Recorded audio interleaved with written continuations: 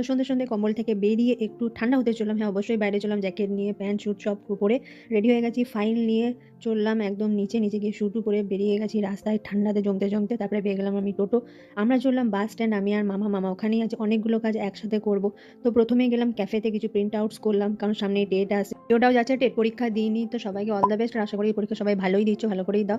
তারপরে আরো অনেক কাজ ছিল ফোনের দোকানে, ফোন ঠিক করতে দিলাম। আমার নয়, অন্য আরেকজনের। তারপরে আরো একটা স্পেশাল কাজ করতে এসেছি দোকান থেকে, তোমরা গেস করো কি হতে পারে। তো এখানে যা, যা অপশন দেখছো সেগুলোর কোনোটাই নেই। কি নিয়েছি সেটা সবার শেষে দেখতে পারবে।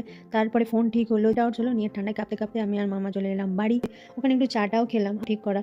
সেকেন্ড হলো মামার একটা ফ্রেন্ডের সঙ্গে অনেকদিন পর দেখা হলো, চা খেলাম, চকলেট দিল। তো থ্যাংক ইউ মামা।